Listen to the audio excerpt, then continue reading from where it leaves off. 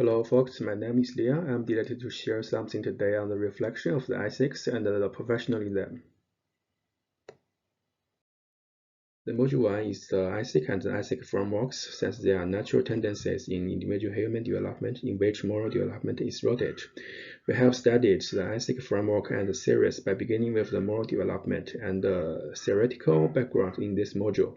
There are 6 stages of the moral judgment development from the pre-conventional stage 1 to post-conventional stage 6. Besides, we learned the three ethic series: the normative ethics, the deontological ethics, and the teleological ethics. We studied what is the utilitarianism is the teleological consequentialist theory believes that if an action produces the most good for most people, it will be moral right. Finally, we have extended oversight and the ethic series in the 2 aspects, virtue ethics and egoism. We also learned the concept of the legal right and ethic responsibility. Ethic demands more than the law. After completing the module 1, ethic and ethic framework, we can identify ethic dilemmas in everyday and professional decision making.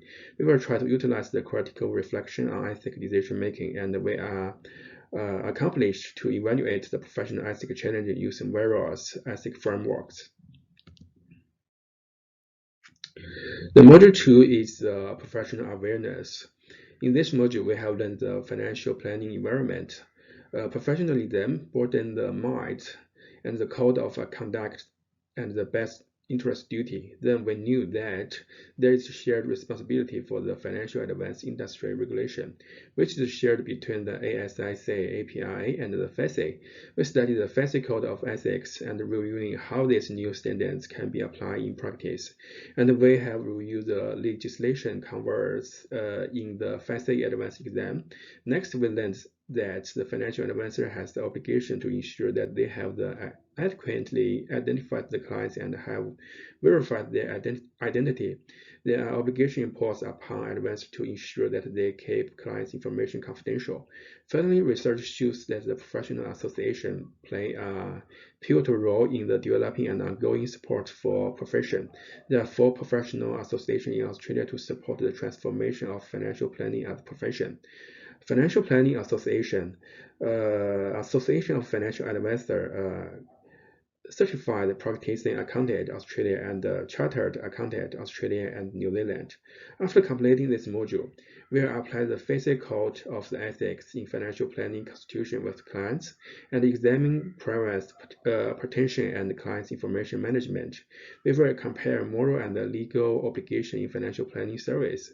We know that our advice is required to act in a manner that complies with the relative legislation and this obligation under the new FASI Code of Ethics.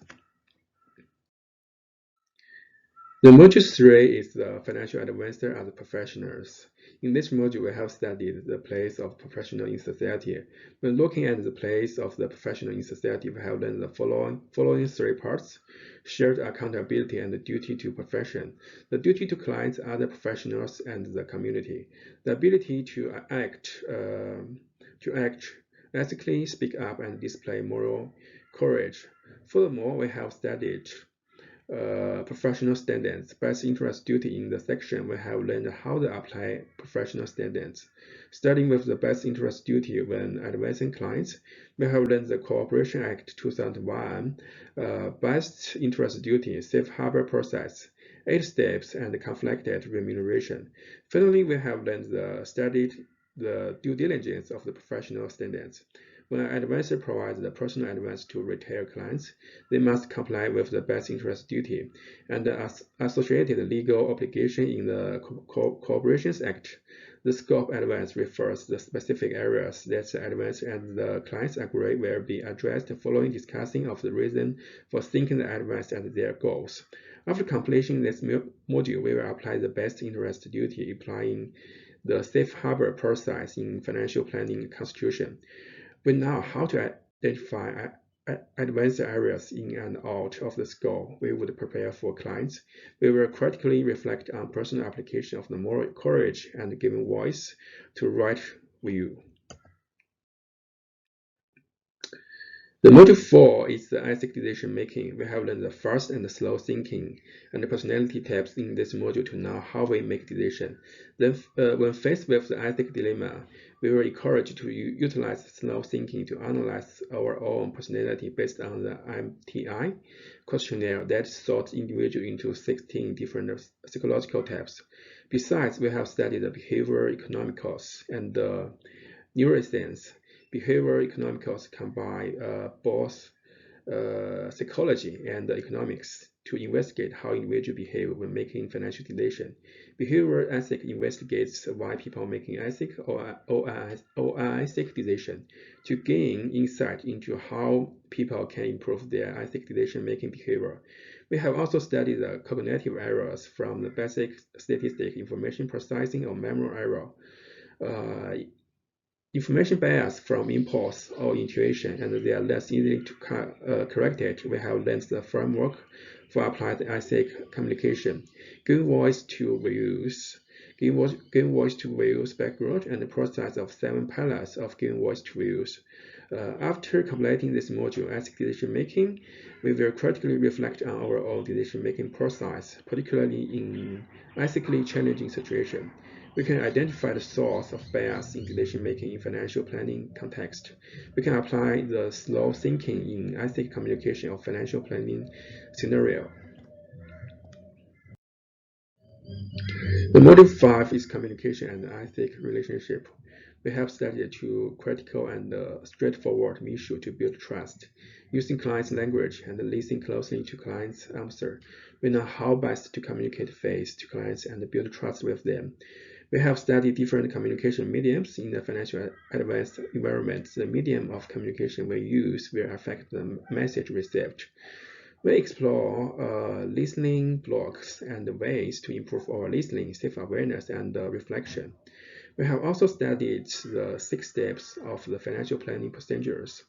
Financial service guide the statement of advance and the record of advance. In this section, we require compliance documents to be presented to clients at the different stage of the advance process. Furthermore, we have done the scope, advance, and fee disclosure statement.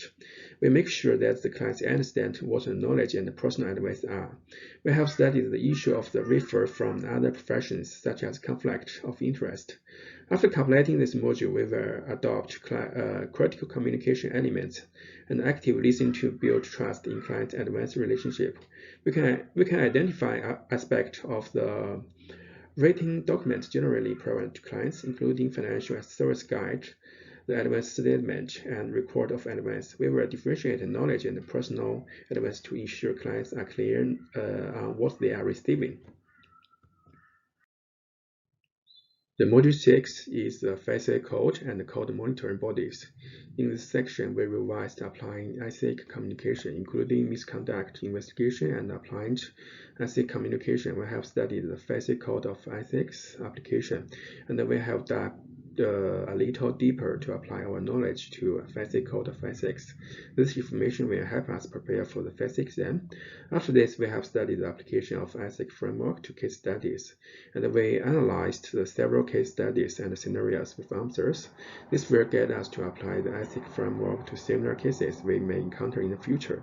Next, we have learned the compliance schemes for the code of ethics, updates to finance advance register, and changing in timing for giving information to ASIC in code monitoring bodies.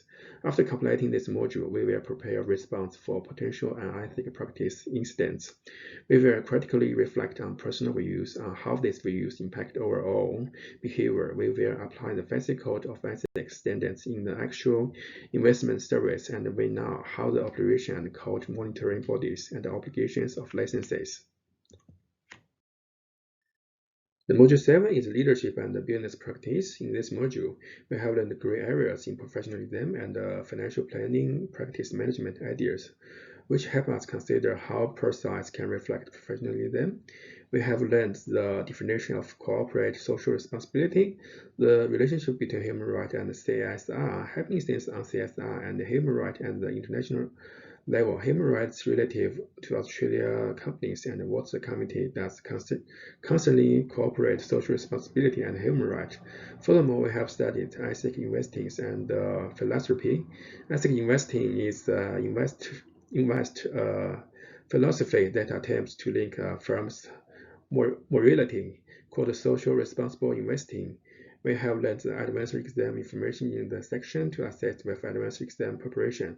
After completing this module, we can consider that financial planning practice can adopt to stop the organization to meet ethic and legal obligation. We will critically reflect on overall performance regarding ethic and social responsible investment.